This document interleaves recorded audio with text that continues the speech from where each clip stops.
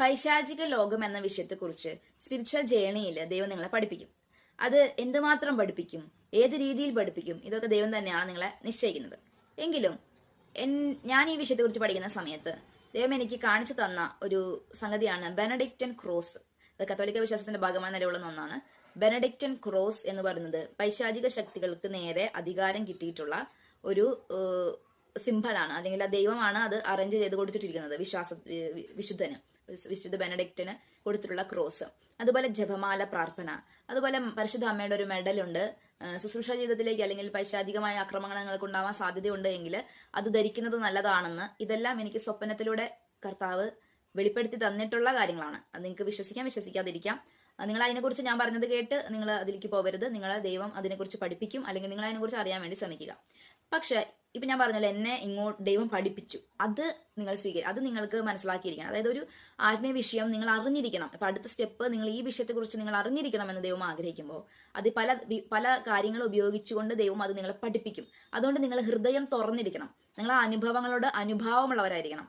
ഇപ്പൊ ഞാൻ ഒരു ശുശ്രൂഷ, ഞാനിപ്പോ ദൈവം എന്നെ കുറെ കാര്യം പഠിപ്പിച്ചു, ഓക്കെ ഞാൻ ശുശ്രൂഷ ചെയ്യാൻ വേണ്ടി ഇറങ്ങിത്തിരിക്കണം. അങ്ങനെ ഇറങ്ങിത്തിരിക്കുന്നതിന് മുമ്പ് ദൈവം നിങ്ങൾ ഇതൊക്കെ അറിഞ്ഞിരിക്കണം എന്നുള്ള കുറെ കാര്യങ്ങളുണ്ട് സ്പിരിച്വാലിറ്റിയിൽ.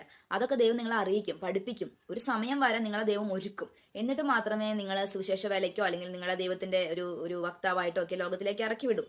ഇതൊരു പോരാട്ടം പോലെ തോന്നിപ്പിക്കുന്ന സമയങ്ങളുണ്ട്, ഒരു യുദ്ധം പോലെ തോന്നിക്കുന്ന സമയങ്ങളുണ്ട്.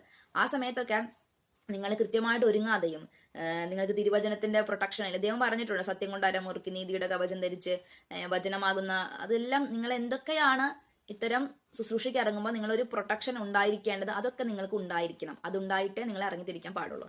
ഇനി ഒറ്റയ്ക്കുള്ള യുദ്ധങ്ങൾ നല്ലതല്ല. നിങ്ങൾക്ക് വേണ്ടി പ്രാർത്ഥിക്കാൻ മനുഷ്യരുണ്ടാവണം. നിങ്ങൾക്ക് നിങ്ങളുടെ ആത്മീയതയിൽ നിങ്ങളുടെ കൂടെ നിൽക്കുന്ന മനുഷ്യരും ഉണ്ടാവണം. അതൊക്കെ ദൈവം അയക്കും. അപ്പൊ ദൈവം നിങ്ങളെ പഠിപ്പിക്കുകയും പരിശീലിപ്പിക്കുകയും ചെയ്യുന്ന സമയത്ത് നിങ്ങൾ ഓർക്കണം, തിന്മയുടെ ഒരു ശക്തിയുണ്ട്.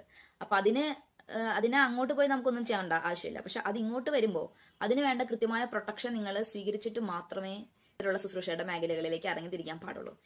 ഇല്ലെങ്കിൽ ദൈവത്തിന് നിങ്ങളെ പ്രൊട്ടക്ട് ചെയ്യാൻ പറ്റും. അറ്റ് എനി കോസ്റ്റ് ദൈവം നിങ്ങളെ പ്രൊട്ടക്ട് ചെയ്യും. പക്ഷെ നിങ്ങൾ എടുക്കേണ്ട പ്രിക്കോഷൻസ് നിങ്ങൾ എടുത്തിരിക്കണം.